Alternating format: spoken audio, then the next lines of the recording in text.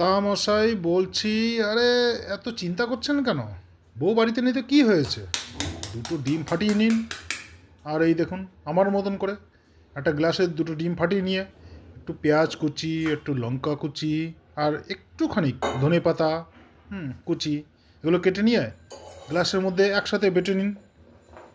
ভালো করে